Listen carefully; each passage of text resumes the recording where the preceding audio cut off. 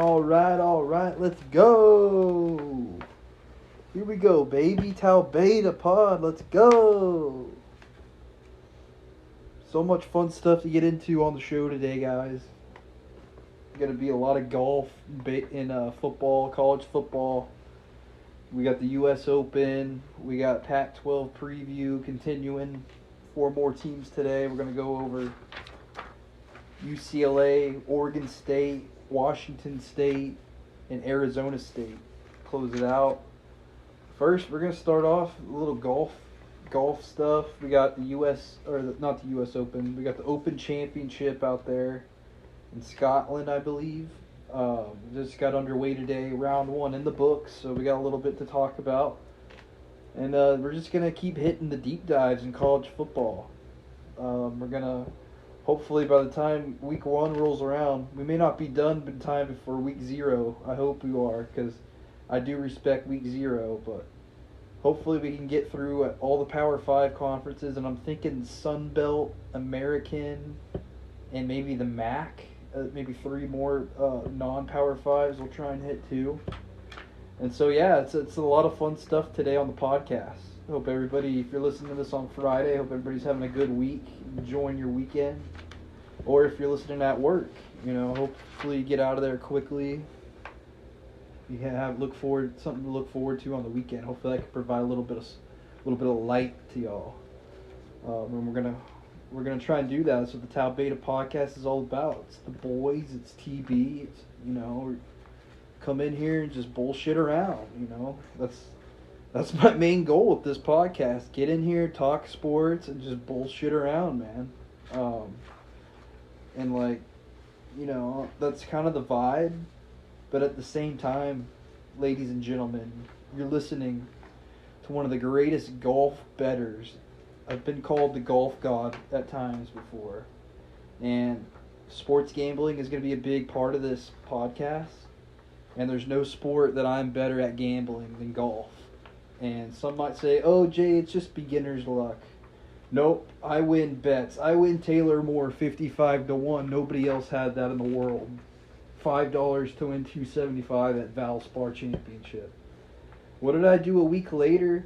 I go ahead and cash Mr. Sam Burns 40-1 with the Dell Match Play tournament. That was a wild ride. That was Sam Burns. I really am gonna miss the Match Play. I guess this is the last year they're gonna have a Match Play tournament. So that's very disappointing. But nonetheless, Sam Burnsy, man, what a stud he is. Great putter. One of the best putters on tour. And so yeah, that was some decent bets I won, but the biggest one of the year, I saved it for the biggest tournament of the year, the Masters. We hit John Rahm 11-1, 45 to win 499, 11-1 odds. You just can't make this shit up. I really do. That's one of the biggest bets I ever won too, man. I won the Celtics Heat Game 7 2022 last season. With the Celtics pulled it out. That was my other game of the year bet. And so that's what it is. Sometimes you just have that gut feeling. I had that gut feeling with John Rahm. It was really him and Max Homa in the beginning of the PGA season were really neck and neck. They were both getting after it, winning on a bunch of tournaments. And I knew if John Rahm could just figure out his iron plays, his approach plays just enough, he was going to pull through. And man, did Brooks Koepka put a scare into me. He had a big lead going into that Sunday, and then I wouldn't say he blew it. I really think Rahm just played great, and Brooks just was mediocre from the 3rd round on that tournament, and really opened the door up for my boy Rambo. Vamos, baby, vamos. He's a Spaniard, great guy, and John Rahm, I'll forever love that guy for letting me hit an 11-1 bet like that. One of the biggest bets I've ever cashed in my life. And so really, I say all this. I love to bet, but I do it responsibly. I do it within my means. And it just gives me that extra level of connection, that having that skin in the game. And I really just love the research aspect of it, Especially in golf and baseball, you really just the days in between, you can dig in deep, reading articles. Action Network is a big one I use for my gambling. You know, Barstool podcasts, they always have some good ones. PMT, obviously. Unnecessary Roughness. You got Kirk Minahan, who I don't like on the dozen. He is such a cocky little bastard. Is just a head case, but he's good at golf. He's like a golf historian. Him and Riggs, the foreplay guys. I love all those podcasts over there. And really, I just love to dig in deep throughout the week in a football season too, man. You get to dig in deep, and then by the time I get to Friday night, man, I'm so dialed in with bets and games I like. It's like a kid at a candy shop for me on Saturday and Sundays in the fall. So we'll get into college football here in a little bit, but yeah, I really just dig that research aspect of finding bets. And course fits are what's really interesting about golf. You have guys that their games, just the way they play, if they're big power guys, if they're approach guys, just certain courses are going to fit certain players more than the others. And so that's the basis for my gambling process. It applies to all sports, but especially golf.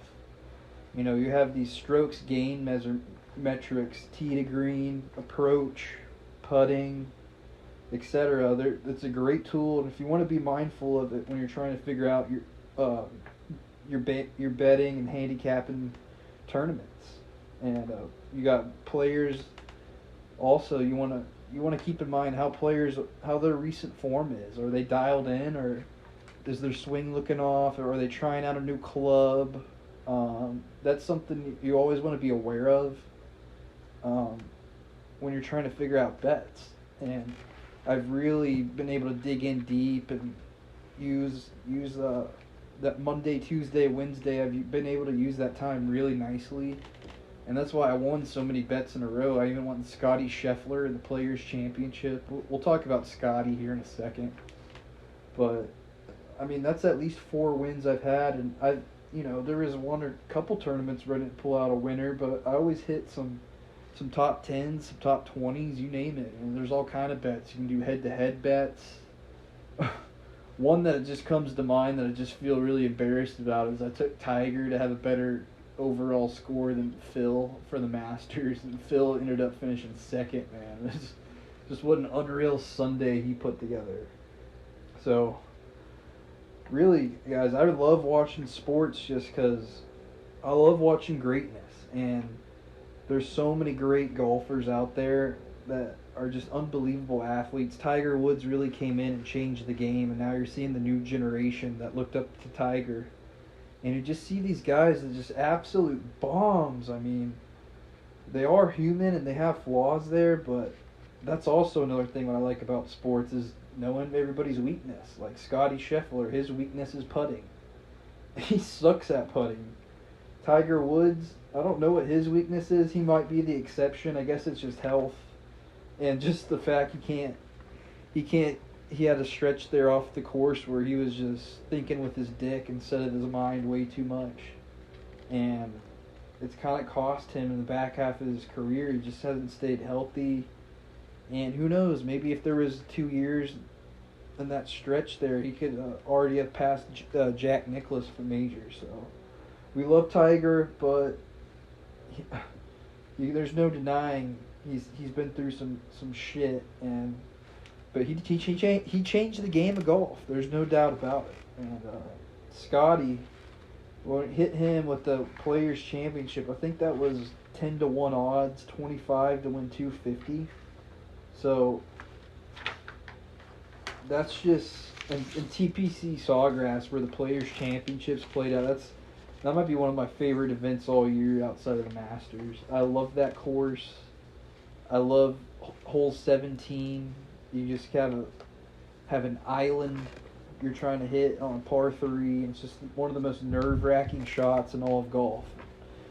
I won't pretend to know all about golf. This is really the first year I've gotten super plugged in, but the knowledge it's important to get into it. If the gambling, get really in, for sports gambling and sports content I want to make. I really have enjoyed digging in deep and getting to know all these golfers. There's so many good ones out there, man. Interesting guys. Just getting that experience and becoming a big golf fan. I can't wait to dive in even deeper than I am now, and I can't wait to talk about golf because a lot of my buddies, they like to play golf and they know about golf, and I think that's a lane that we can distinguish ourselves with Find Your Inner Pirate, with the Tau Beta podcast. You know, you know, and I won't pretend like I never lose any bets either. You know, there's been times, especially in my younger days, I had to go through the wars. I had to figure out, Jay, you're gambling too much. You know, you need to be more responsible. You're chasing bets. That's a gambling piece of advice. Never chase a bet. Never chase a loss. If you lose a bet, don't try and get it back by making a more stupid bet. You know, you got to have your limits. And so I have gotten a lot better in the last calendar year. I've definitely am up money in the last calendar year, and it's been thanks to golf betting. Golf and football, that's my main focus with sports gambling. Baseball is fun. I was doing okay there for a stretch earlier in the year, but just got to a point where, man, it is such a grind. It's every day, and it's, if you want to be good at it, you got to put that time in, and I think I can. But really, I'm just so focused on this podcast and even keeping an eye towards the football season.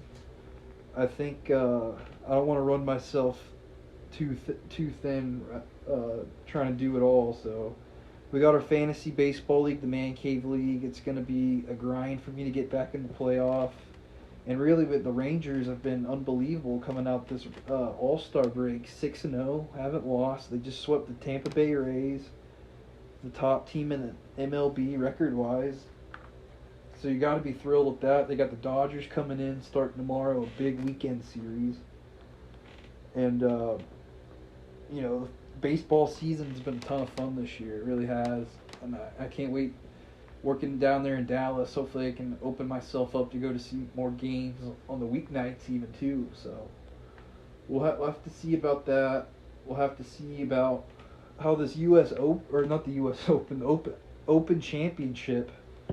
We'll just have to see how it plays out the rest of the weekend. We want to recap some things from day one, maybe even some potential bets for the tournament. I don't know. I know I didn't get to really dig in deep on my gambling process and didn't make any pre-tournament bets. And I probably won't bet this tournament, even though I want to, because I believe it's the last major of the year. But we just have enough going on with work, new job, and getting into a workout routine, getting in a God routine every day. You know, I didn't have the time to dig in like I wanted to, and didn't feel comfortable making any bets. But I got some stuff I want to talk about with this tournament. So tee shots are going to be huge this week at this course. Just the way the course is designed, you cannot be playing from in the rough.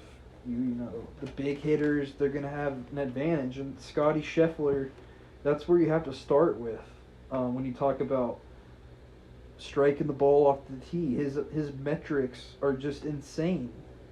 You know, we talked about his weakness putting, but he still hasn't won a major this year, but he came out and shot 1 under today, so he's definitely in the thick of things. I believe the leader is some no-name at -5. Probably won't stay there.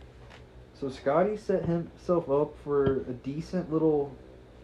He didn't kill himself with -1, and that's all you really ask for in a round one like this. Just, you don't want to kill yourself. And so Scotty Scheffler, if he could just putt decently, man. There's not many guys out there that can do the things he can do striking the ball. They say his ball striking metrics, the velocity or the exit velocity or whatever it is, it's up there with Tiger Woods in his prime, the stuff he's doing. So he's, in my opinion, he is the top golfer in the world. It's him and Rahm neck and neck. But I do think Scotty just has a little bit more juice than Rahm. Another guy that's getting a ton of love, it's one of my favorite guys on tour, an Oklahoma State guy, is Victor Hovland. He's also -1 today, you know. And his short game has been his weakness throughout his young career. You know, he's definitely made some strides in that area but this season, but just came off a win somewhere, I believe. Anyways, yeah, his putter, you know, while it's not a stat you want to put too much stock into, because putting is very variance based. It comes and goes, and they say there's kind of a saying in the PGA Tour: whoever has a hot putter that weekend is probably who's going to win. And it's just, putting is one of those things. I won't say it's entirely luck. It's not lucky by any means, but it is one of those things where, you know, there's a few guys, like I said, Sam Burns, who are known for having a good putter. But I do think the majority of the guys on tour, they're all kind of within the same realm or threshold, if you will, of putting skill. So I think that's something to be mindful of with a guy like Victor Hovland. You know, his putter, it's become a strength of his. You know, he's been a little bit up and down, like I was saying, with the short game. But I love his demeanor. I love his confidence. He just always has a smile on his face. And he's in the mix, you know. His ball striking prowess, it's up there with the Scotty, you know, up there. He's been knocking on the door in these majors, coming in second in the PGA Championship, 7th in the Masters. He's in the mix. He's a top 10 golfer for sure in my mind. And he's a guy that's a lot of fun to watch. You know, there's another guy that's a ton of fun to watch, and that's Sahith Theegala. Sahith Theegala, sophomore. He went +4 today, and he struggled. But, man, this guy is so electric. He's just in his second year, so, you know, I would join the bandwagon ASAP with this guy. A little nugget I found interesting. He actually had the most birdies on tour last year with 433 birdies. And he was a rookie last year, and I think he's very, you know, I love him. I discovered him really on Full Swing. Him and Max Homa. Max Homa is my favorite golfer, man. PMT, reoccurring guest, just a social media, just a dude's dude. You know, I am a homosexual. He went -3 today. He's tied for 7th. He's in a good spot. But I really, you know, him and Sahith, especially, that Full Swing documentary on Netflix. Man, I can't wait for season 2 to come out. But I really fell in love with Sahith. You got Dan Rappaport over at Barstool. He's kind of the new golf guy in there on the Foreplay pod. He loves Sahith. You know, he knows their family well. He did a side gig. I think that's the name of the series, YouTube series Dan's doing. He had Sahith on. I haven't been able to check it out, but I remember him talking about it. And he's just a very interesting guy, Sahith. He had an unreal moment in the Masters this year, holing out from some distance on Sunday. And he really, you know, that round kind of got him going. And he's a star. He's definitely a guy everyone needs to keep their eye on. And he's going to win a major in the next 5 years. Within the next 5 years, I have little doubt in my mind Sahith Theegala will win a major. A guy that has won a major in his career, another guy that Dan Rappaport's close with, big buddies from their time in college at Northwestern together, Matthew Fitzpatrick. You know, he went +1 today. I think he's a little overrated. You know, coming to his own last year, culminating in the U.S. Open win at Brookline. And that was his first tour win, but is there more there for this guy? He's a name. He's a guy people know. When they show him, you think, oh, he's going to do something good, but I don't know. I do think instead of being a top 15 golfer, he's more of a top 25 golfer. I do think, don't want to call him overrated, but you know, I was just a very casual golf fan before this year, so I'm willing. There's guys like him. There's some other guys that I think are just a tad overrated sometimes. You know, I know these names out there, but you know, guys like Morikawa, Rory, Jordan Spieth, I think they're just some guys that I don't know if they don't have that winning instinct to me. And I don't want to write off Matthew Fitz, or these other guys, but those guys are frustrating. Yeah. Tommy Fleetwood's another frustrating guy. He's been just so dialed in. He's another fellow Englishman like Fitzpatrick. And the form he's been at lately is great. He's especially good for this course. He likes it over there in Scotland, over there in his country. He's tied for fourth twice and tied for sixth last week in his recent play. So he's been in the mix a lot. He's a guy I root for still. Still searching for his first win on tour. You know, he's dialed in right now. Sitting at -5. And that's tied for first in the leaderboard, I think. Spieth, I just mentioned him a little bit ago. He's -2. You know, bet him a couple weeks ago. My buddies like Jordan Spieth a lot. I think he's overrated. That Morikawa, I'm sorry, but you know, Jordan Spieth, he's good at courses that require some creativity, but he's just a frustrating guy, especially if you got money on him, man. He's so good at the hard shots. He makes unbelievable shit. I mean, he putts and chips and he plays out of the sand like an assassin. And he's a lot of fun to watch, so I get the hype. I get why people like him, but man, he struggles with the little things, with the 5-foot putts to save par, you know, with just easy stuff. And he is inconsistent. He's inconsistent off the tee especially, you know. I think that's been a big issue for Jordan Spieth.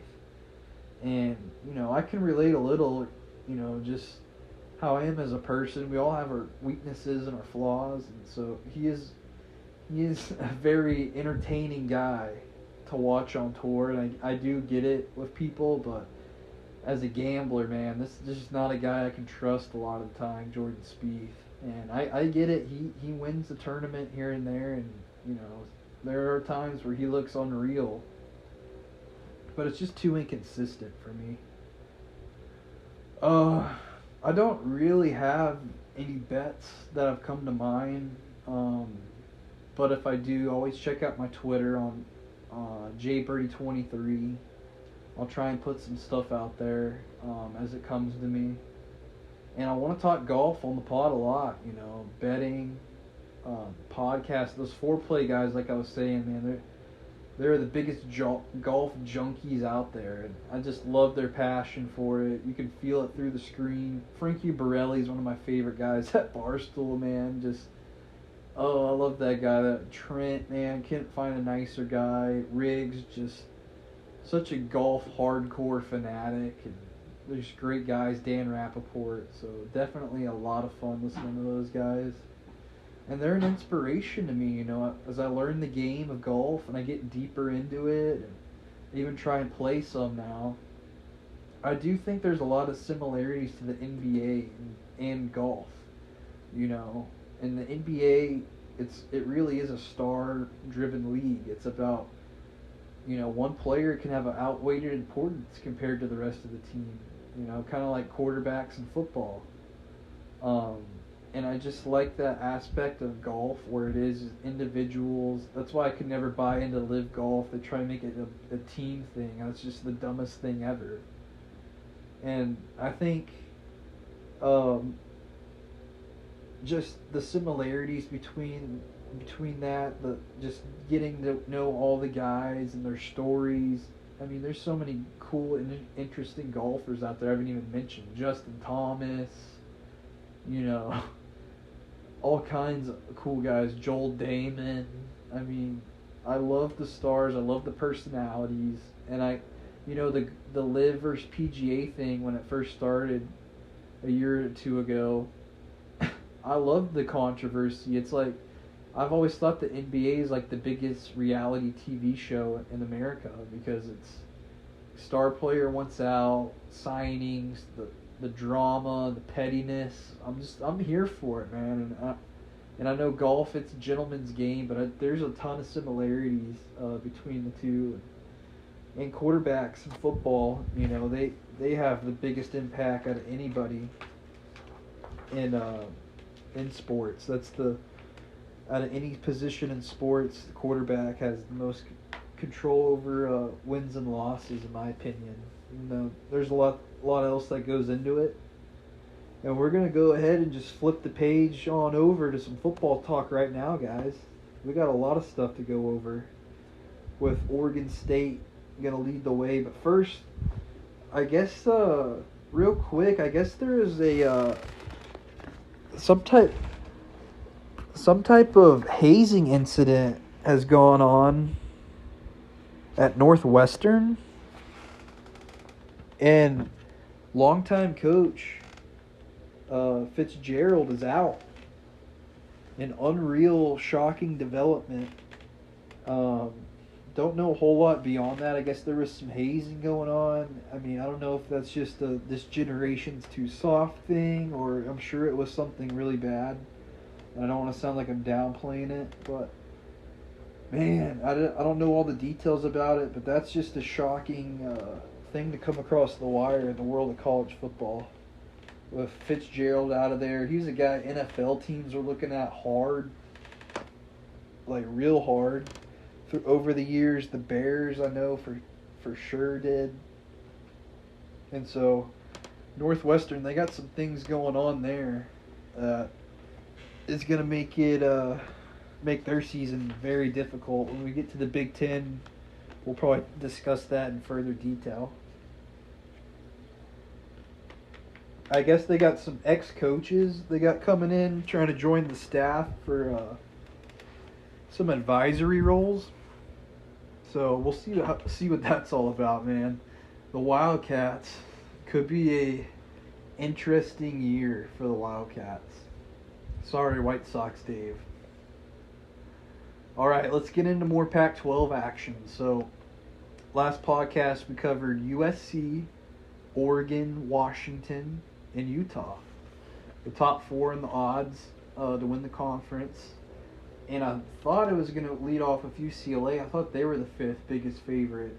But I was wrong. It's the Oregon State Beavers, baby, at 9-1. I thought USC or UCLA would be ahead of them. But, man, these Beavers, they were impressive last year under Coach Jonathan Smith.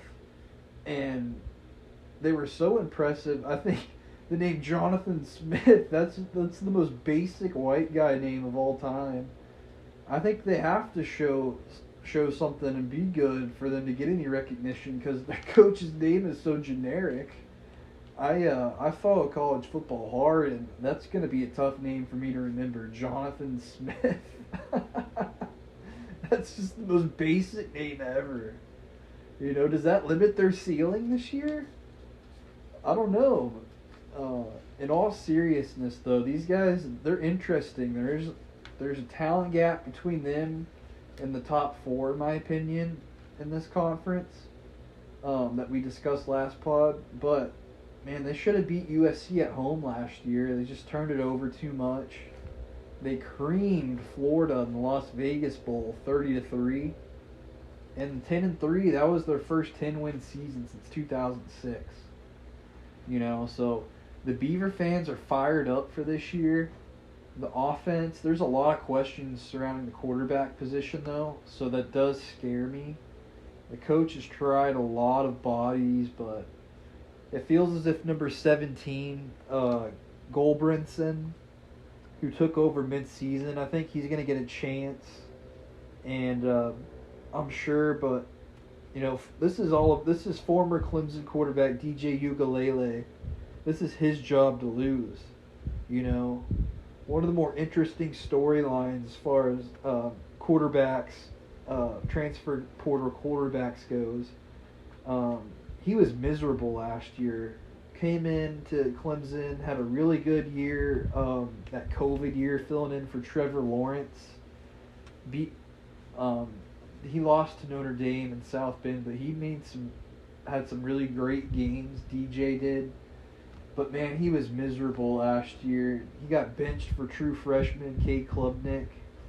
And, you know, they say the new offensive coordinator out there was a bad fit. They had their offensive coordinator take the Virginia job. And then just think the new OC at Clemson. DJ's been kind of upfront about how he didn't love the system and the scheme and thought it was pretty basic. And so he's got a lot to prove here at Oregon State. And I think a quarterback controversy is very much on the table between these two. Because DJ is going to be the one the fans think. But if this Goldbrinson, number 17, if he's better than this Oregon State team, they deserve to have the best quarterback they can have. They got a pretty solid team, and the quarterback's one of the biggest question marks with this offense. You know, their offensive coordinator, quarterback's coach, his seat's got to feel a little warm too. You know, they have a good O-line, they have a good running game. They always do. I don't know if you guys remember Jacquizz Rodgers back in the day. Jacquizz Rodgers, like my mom always likes to call these little shifty running backs, little squirty boys. Jacquizz Rodgers was the definition of little squirty boy. You know? And it looks like they have another stud running back in the works. True sophomore, I believe, number 6, Martinez. He rushed for over 6 yards per carry, so he's going to be a key cog for this offense.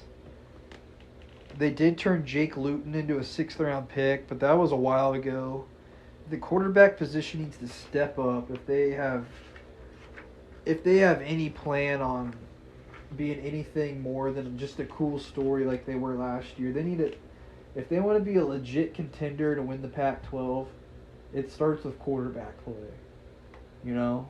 And the receivers room, they lost 2 of their most targeted receivers last year as well. So there's a lot of questions in the pass game for Oregon State heading into the year. Defensively, man, they were good last year. They went from 91st to 13th in defensive F+. The defensive coordinator, Tibesar, he made some structural changes to the defensive scheme to fit their personnel. And they run more of a 4-2-5 scheme as opposed to a 3-4 or a 2-4-5, which is what they were running before last year. And so they want to dial in and they want to focus on stopping the run and up the middle. That's kind of the basis of their defense and how they want to play. They don't want you to gash them up the middle, make them be on the edges. They did lose their 2 starting cornerbacks, so that's going to definitely be a challenge for them trying to replace that. They got some decent depth on this side of the ball, though, so there are questions, but I think they have enough high-impact guys that, I don't know. I say that, but at the same time, I don't know if this defense has that one guy that can be the alpha, can be the leader. I think that's something that they're going to have to take a look on. And as we wrap up here with Oregon State, their win total's 8.5 wins. I would take the under with the uncertainty at quarterback and the OC. They got a lot to replace on defense. And I'm not sold the defensive coordinator hasn't figured out. They got a tough little schedule, too. They got to play Utah, Oregon, Washington, UCLA. And I do think, if forced to take it, I don't love it. I would take under 8.5 wins. Moving on to UCLA, the Bruins. They're 16-1 to win this conference. And, you know, they're an interesting program of Chip Kelly as their coach running things. He very much is like an NFL coach and approaches his college football program like that. He does not give the public or the media, he does not give out any info. There's no official roster online. There's no media practice viewing. There's no spring game televised. I mean, and I've heard Chip Kelly's a guy who does not enjoy recruiting. He went to the NFL a while ago for a reason. I don't think he enjoys kissing ass to all these parents and these 17, 18-year-olds. He runs his system, and, you know, I think there's a lot of similarities, him and Lincoln Riley, I think they don't manage their roster cutthroat enough. It's like I think Lincoln more so, he's afraid to tell these kids the real thing and to be a jerk at times. And I think you see Nick Saban, Kirby Smart, Dabo Sweeney. You got to be a jerk if you want to be a great college football coach. And I do think Chip Kelly thinks his offensive mind is so elite. He lets his ego get in the way, and the roster management too, man. Like, you got to recruit better at UCLA. You have awesome uniforms. You play in the freaking Rose Bowl. It's time that you come out and you take recruiting seriously. That would be so frustrating for me if I was a UCLA fan. You know, these kids are getting NIL money now too. Like, you can't waste time letting these kids stay on scholarship who aren't contributing to winning. That's just, that can't happen. And so, as we take a look at their offense this year, Dorian Thompson-Robinson, the quarterback, he's gone, and that's going to leave a void at quarterback. No matter how talented this little Dante Moore is, the true freshman, he's still only 19, and it'd be tough for him to expect him to come in day one and pick up where DTR left off last year. And I do think a dual threat quarterback is what excels in Chip Kelly's offense. And I thought this Dante Moore, he just sounds like a dual threat guy, but I guess he's more of a pocket guy and can pick up some yardage with his feet. But I don't know. I kind of had in my mind he was going to come in. I think a lot of people had him as the top rated running back or quarterback in this 2023 class. There's a lot of good ones. Arch Manning, Texas, Jackson Arnold for my Sooners. Kid at USC, I think, Malachi Nelson. So there's a lot of good, interesting quarterbacks coming into the college football world this year from high school. And Dante Moore is a guy to keep an eye on. I don't know if he'll get the first chance, but I do think you'll probably see him on the field this year for sure. The Bruins ranked 5th in the country in F+ last year.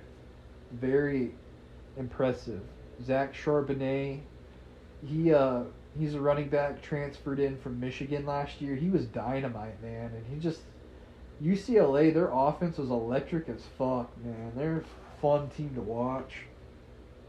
Rumors are Chip Kelly has scaled back the playbook a little bit, and the players have responded well. And the offense, this offense will be one of the most excited to see in the fall in the country, especially if it's Dante Moore getting the nod. But it will be interesting to see if Chip Kelly, if he changes his offense without the legs of DTR. Their passing game was a lot of one read and run last year. There's 6 scholarship quarterbacks, all with varying levels of athleticism. So Chip Kelly, I think he just works better with a dual threat. You saw it with Mariota at Oregon, Michael Vick with the Eagles, last year with DTR. And there's a guy, his last name is Martin. He's a name to watch. We'll be very interested to see how fall camp plays out for them this year with their quarterback battle. The more I think about it and digged in to UCLA, I do worry about this offense. They were very efficient running the ball last year, and losing DTR and Charbonnet is going to leave a big void. And because Kelly is so apathetic towards recruiting, we just have no idea who the running backs are, if they inspire any kind of hope. They did do some nice work in the portal, getting the 5-star wide receiver from USC and Kyle Ford, and a 4-star guy I'm really high on, J. Michael Sturdivant from Cal. And even though those guys transferred in conference, I think it's cheap to do that. I really don't like when kids do that, but I think that's a good move for both of them to come in. And UCLA definitely, I see that why they would be interested in coming. There's a big opportunity to come play for a former NFL head coach. Chip Kelly, he knows what he's doing, but man, some things that would just frustrate me if I was a UCLA fan.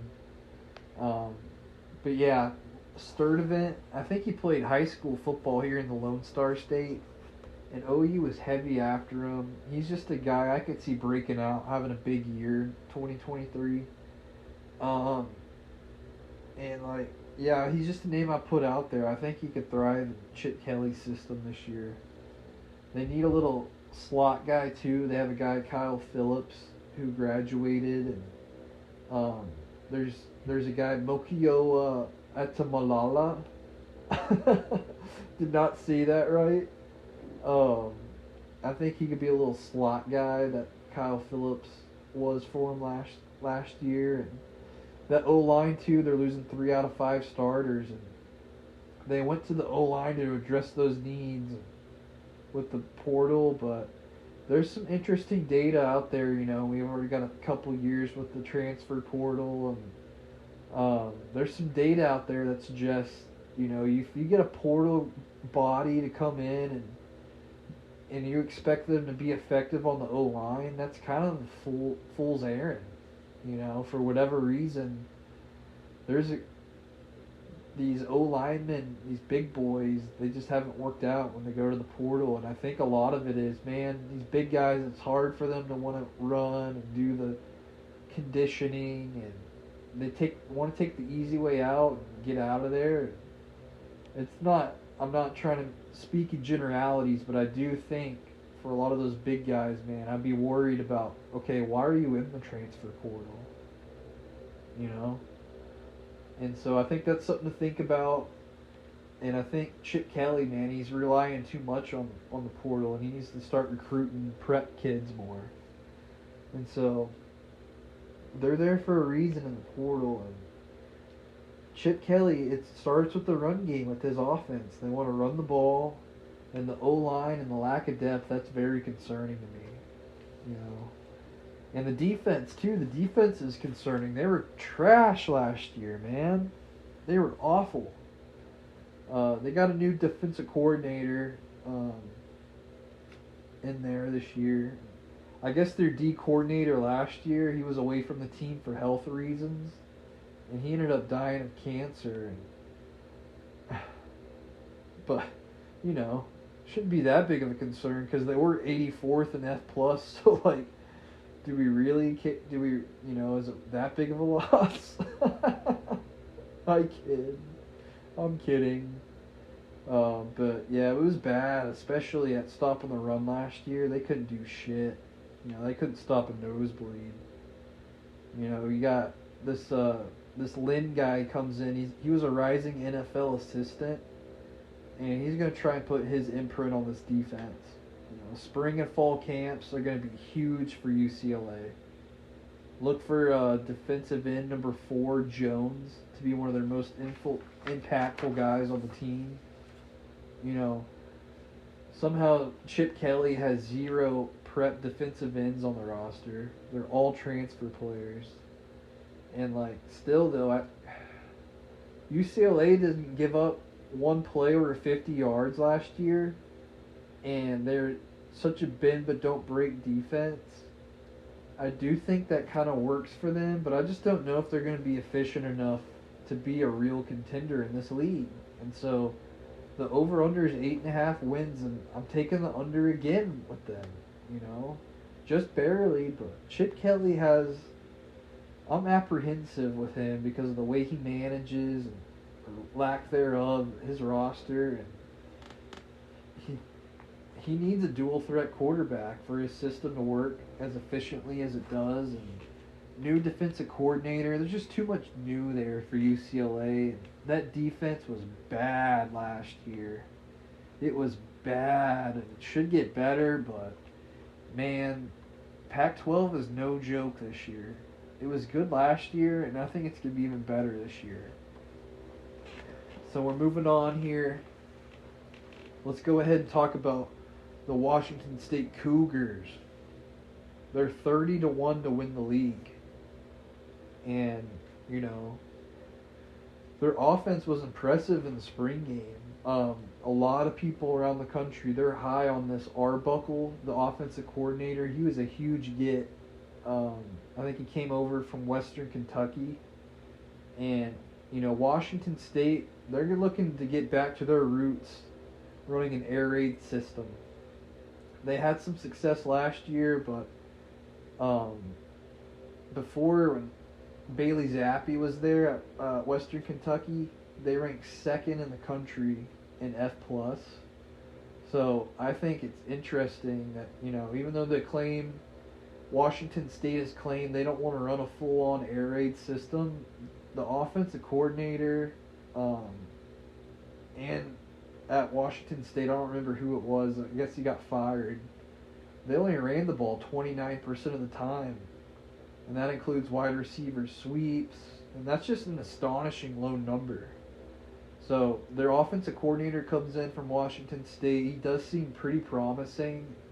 I think he has a real knack for dialing up some good plays in the red zone.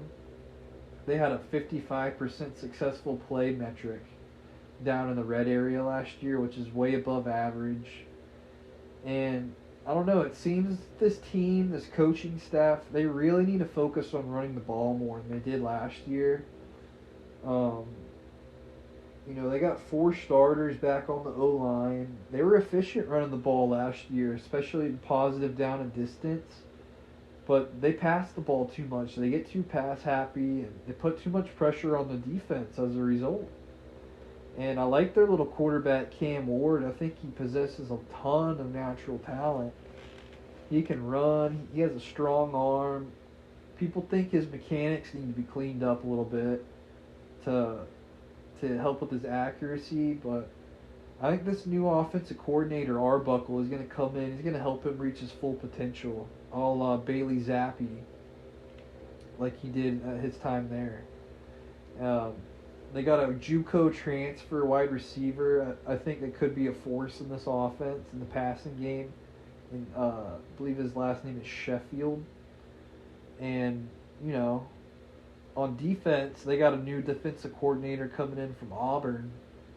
They were ranked 5th in takeaways the last 2 seasons. They were 5th in takeaways, was Washington State. So they made some steady progress in F plus metric too over the years. 27th last year. And I can't help but think, who was the defensive coordinator for years before that? Alex Grinch was definitely there. Talked about him with USC and why I think he is just not great at what he does all the time. So it's funny to see that their defense has just gotten better the farther away they've gotten from the Alex Grinch era. So keep hanging on to Alex Grinch, Lincoln. But anyways, yeah, there was a change to the defensive structure with the new defensive coordinator coming in this spring. They're changed up to a 4-2-5, and that's going to be a smart move, I think. There's some personnel adjustments, especially up front, and they need to work on getting a better pass rush. Pass rush is what is a key to a great defense. Great experience on the edge for the Cougars. They got a lot of returning production. And so the edge, that pass rush is going to be huge for this defense. They were big time on 3rd down and longs this year. They're very efficient where the pass rush can pin their ears back, but they struggle in the short yardage situations. You have to think that's going to be repped all spring and fall camp. Just the short yardage situations. Defensive tackle is a big question mark. Linebacker is a big question mark. That room got a complete makeover. So they're just kind of weak up the middle, which is what scares me about this defense, and why I do expect some regression from that 27th ranking in F plus last year. They got to replace the second cornerback. They got to replace a slot nickel.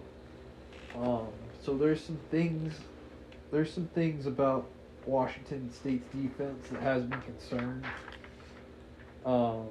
Their over and under is 6.5 wins, but I'm going to take over on that. I think this is a 7-win team at least. I think the defense takes a step back, but I think the offense will pick up the slack, and yeah, there's some things I like about the Cougars this year.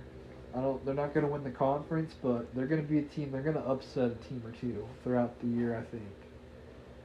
And one team, final team here today. Then we're going to wrap it up. The Arizona State Sun Devils.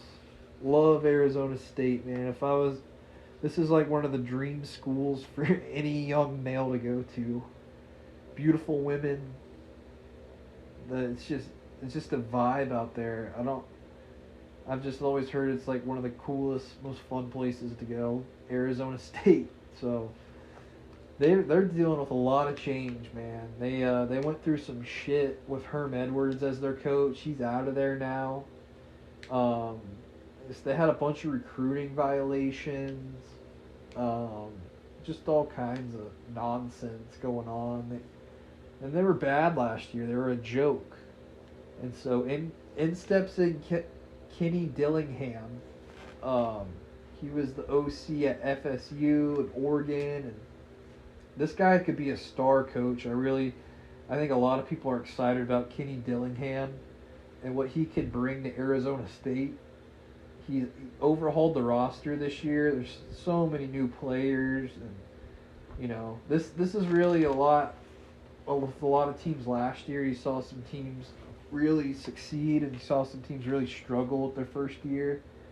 With all the new coaches, you got Brian Kelly, Brent Venables, Mario Cristobal, all struggled at their schools last year.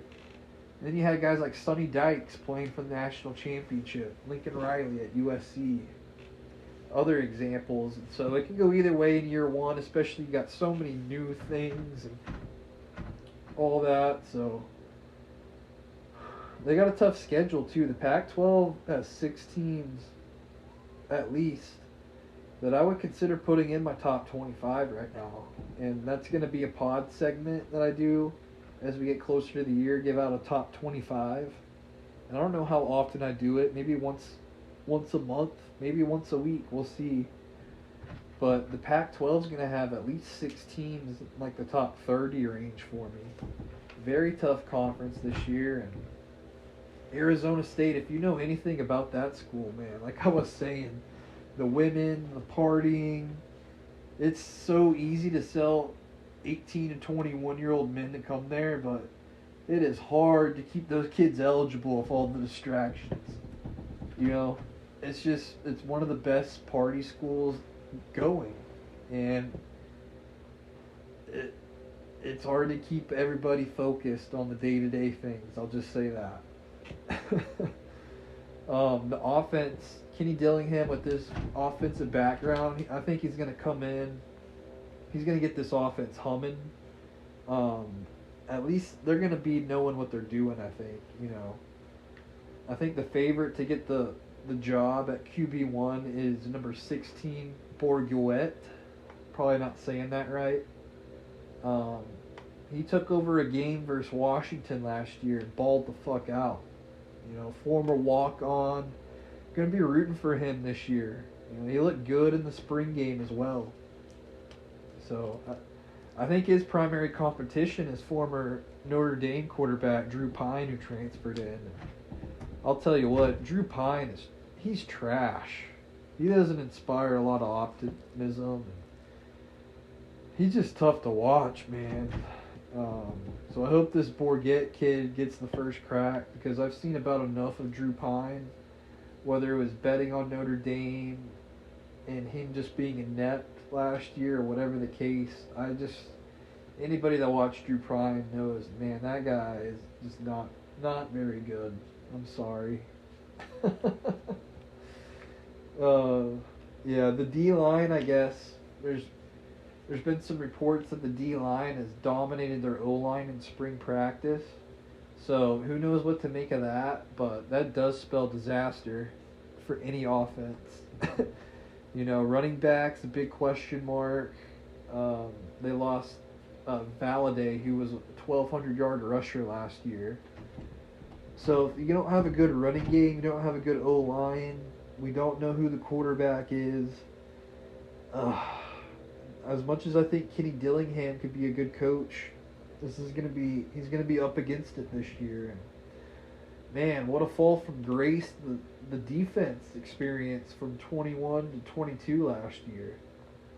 They had a dreadful 114th defensive F plus ranking. And you know there's 126 NCAA schools. That is just miserable. Coaching obviously wasn't good enough. And they were breaking in a ton of new bodies in the secondary. I get it. But the run D was a strength in 21. And it was a major issue last season. They bring in a defensive coordinator. He was the old DC in Washington State, who we just talked about. And he's bringing his 4-2-5 system over. So it should be relatively similar to the system that was in place before that they ran in 2021. So maybe that familiarity, that comfortability will get them going in the right direction. You know, the D-line's going to be a weak link, though. They bring some bodies back. They bring in Clayton Smith, edge presence. He's actually transferred from OU, you know. Borderline 5-star kid, so I'll be interested to see what he can do out there at Arizona State. Was really kind of bummed and surprised he didn't make it at OU because he was one of the guys a lot of us Sooner fans were most excited about in his recruiting class, but that's college football, that's recruiting, that's the transfer portal, that's just how it is today, man. It's just, you're on a roller coaster ride if you're a college football fan and if you're a diehard like I am. You gotta love it. One other thing, I just want to get out there with this defense. Defensive tackle is just, nobody knows what to expect. They have a true freshman, number 99, who's a guy I think a lot of people should watch. He's been taking reps with the ones already in spring, and so number 99, that's maybe a name to watch, number to watch on that defense. The over-under is 4.5. It was 5, and I wish I had done this preview stuff like a month earlier, because under 5 wins, with all the newness and the quarterback situation, I just don't see them getting to 6 wins. I think they can get to 5 wins. So I don't know if I would bet under 4.5, but I think out of all these teams tonight, that's the most confident one I would say is under 4.5. And so, yeah, guys, that's pretty much it for Tau Beta tonight. We get this pod out there, and I hope everybody enjoys their weekend. Hopefully, had some fun stuff talking golf, talking college football, and we can't wait to get it going. We'll have another episode drop Monday. Me and Porter will be back. NFC West preview. We did the AFC West last Monday episode. We'll stay out west with the NFC this time. So that's gonna be it, guys. Thanks for tuning in. Go ahead, give me a follow. We're gonna put this out on YouTube at jbirdie23. Subscribe, like my videos. Would mean a lot to me. We're just at the start of this process, but I just love what we got going on here and a lot of big plans for the future. So, signing off. Peace.